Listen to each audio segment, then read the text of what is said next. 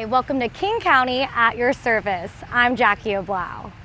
How do we get young people who've strayed back on track?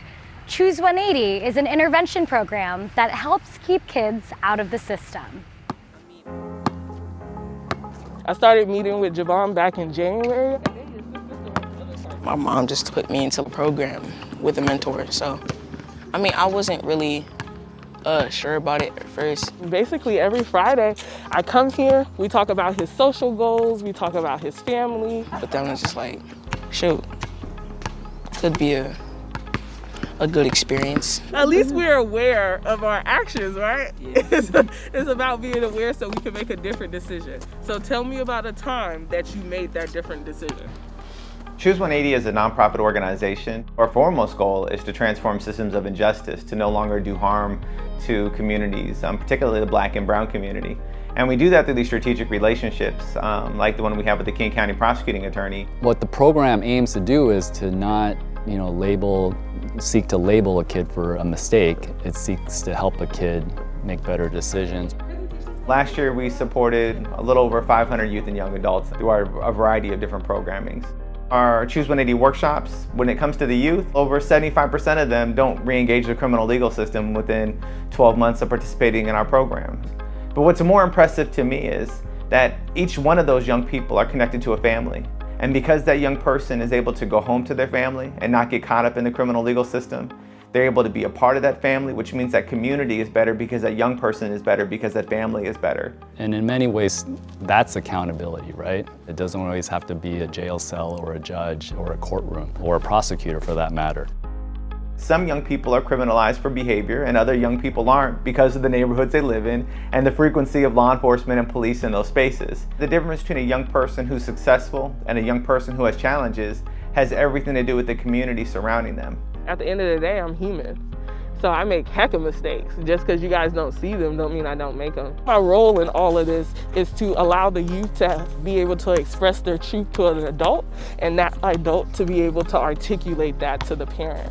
What about you in relation to your goal? Where are you? How was last year? Tell me about your school experience. And we also try to do something fun.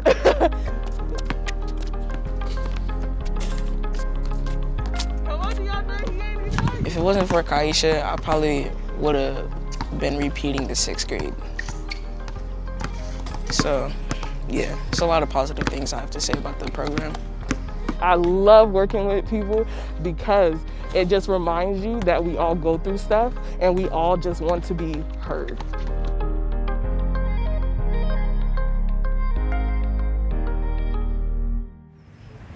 Concerned about the safety of your mail-in ballot? Well, King County's elections director says you don't need to worry at all. Vote by mail is safe, it's secure, and it's accessible. Our systems and even our email are monitored closely for threats and phishing attempts all the time. Every attachment is scanned by security software before we can even open it up. Every staff member takes annual training around cybersecurity. We train our staff to be vigilant. If they see something, they need to say something. And that's really the culture at King County Elections. Instances of voter fraud are exceedingly rare.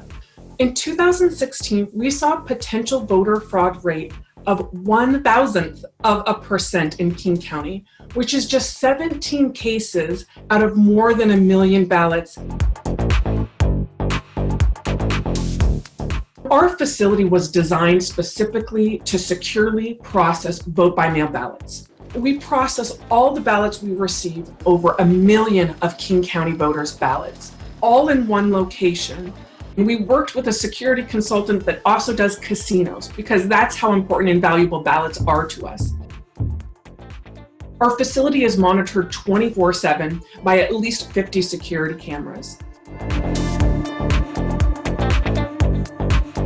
We welcome students to our facility for a tour to see how secure it is, and the school bus accidentally hit one of our drop boxes. Those steel tanks are 1,000 pounds. They are cemented into ground. Our drop box didn't have a mark on it. The school bus didn't look so good. Those are secured with security seals and 2 staff that go out and they have to put them into a bin that's also sealed. When they bring it back to the facility, it all has to match. Vote by mail gives election administrators the ability to check, double check, and triple check the work. We're working really hard to provide clear, unbiased, nonpartisan information for our voters. When I'm strongly encouraging every voter, make sure that your vote is in early. Go ahead and get ready now. Make sure you've got your voter registration record up to date. Sign your return envelope. And then remember, you don't need a postage here in Washington State. Just get that ballot into one of our drop boxes. There's 450 across the state of Washington. Head online to King County Elections website. That's simply kingcounty.gov/elections. You really do need to vote in order to make sure that your voice is heard in this election. Don't wait. Make sure that your vote is in early.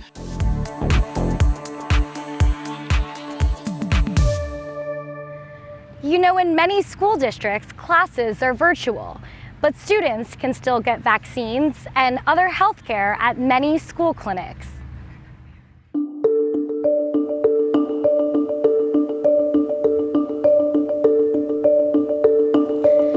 Hi, my name is Aviva Rubin. I'm a family nurse practitioner and a site director here at the Meady Middle School Student Health Center.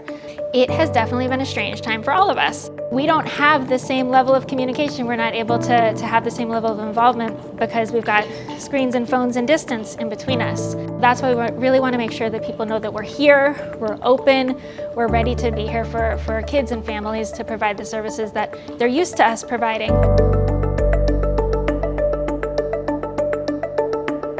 Just like the schools, we've also moved remotely. So a lot of our services are going to be telehealth this year. So that's either a phone call or a video visit. And then if it does require a person to come in, for example, for a vaccination or for a lab test, then those are things that we can bring them in for. We're staying masked the entire time we're inside and trying to spread out and distance as well. We're still required to get our regular vaccinations for school. And so for 11-year-olds who we see a lot of here at the middle school, that includes a tetanus booster. So we have those here as well as the other recommended 11-year vaccines, which are HPV, meningitis, and then the flu vaccine, we plan on having it here as well. We've made the decision not to do COVID testing. Here, we're happy to triage over the phone and send people to appropriate testing sites. We have counseling. All school-based health centers have a behavioral health therapist on staff, and that's a really big need this year. We've all been through so much. That's something that kids are also able to access and do that remotely through video or phone visits, and then again, as appropriate, in-person visits.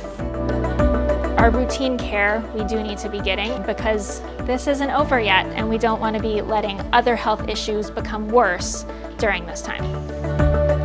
Because we're inside a school during the school year, they know us. You know, they've seen us in the hallways, they've had us be in their classrooms, and so there's a different level of familiarity. We certainly want to be a welcoming, adolescent-friendly space. Basically, anything you think you need, we're able to offer it here.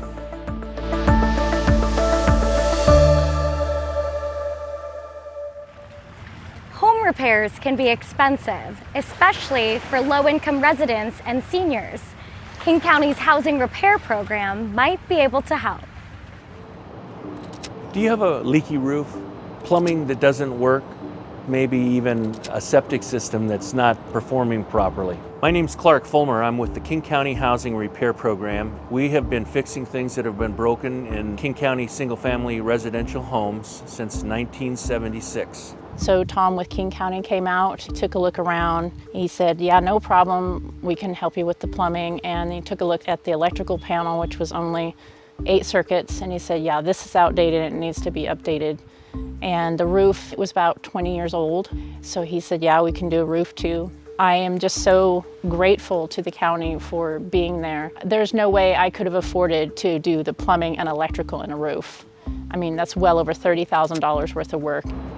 Our loans can go up to as high as $25,000. If the homeowner was able to contribute, we would match them up to another $25,000. It's a zero interest, zero payment loan, and that is paid back when you sell the home or refinance the home. We have the mobile home grant, and it's specifically set out for homeowners that own their own mobile home on leased land. I bought this house 7 years ago. I paid cash for it. I was getting a leak. Once the roof starts leaking, you figure that it has to be repaired. He looked at my bathroom and he saw that it was very difficult for me to use because of my disability. So he said, well, why don't we see if we can't do something for you? And I thought they did a marvelous job. There are a lot of us here that don't have much money, but we have friends. And thank goodness for friends in King County. Typically, our clients are on a fixed Social Security type income. I get disability from the VA, and I get Social Security. There was a brochure down there that says King County will help veterans with improvements to their home.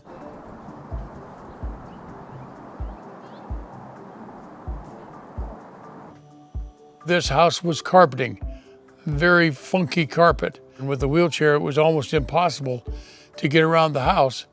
They came in and they said, yes, we can put the hardwood floor throughout the entire house.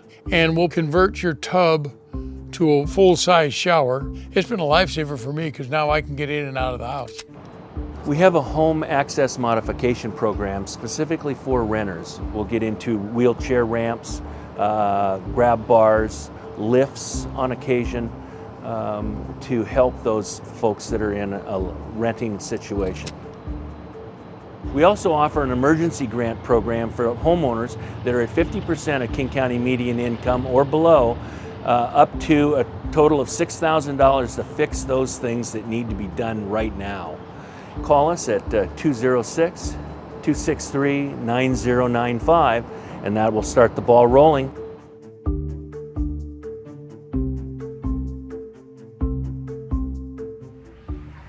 Finally, every year the King County Executive recognizes an organization that's making our community more resilient. The winner this year, all of us. I'm King County Executive Dow Constantine. Each year we award the King County Resiliency Award to recognize an organization that has done the most to help our region be prepared and respond to emergent situations, to disasters. And this year, we had to think long and hard because of the COVID crisis about who was most deserving. As we talked about it, we realized that it wasn't any one organization, but it was all the people of King County. All of us, the 2.3 million people who call this place home, who have stepped up to set an example for the rest of the country in saving lives and preventing the spread of this virus. So, the 2020 King County Resiliency Award goes to you, the people of King County. I'm thankful to healthcare workers who are helping to save people's lives every day. Thank you, childcare and daycare workers, for taking care of our precious children. Anyway, thank you. Thank you. Thank you to all the public transit workers who are working every day tirelessly to make sure our community's needs are met. I'm grateful to local restaurants and grocery stores for providing quick-to-go meals. I'm grateful to public health workers for providing guidance on being safe.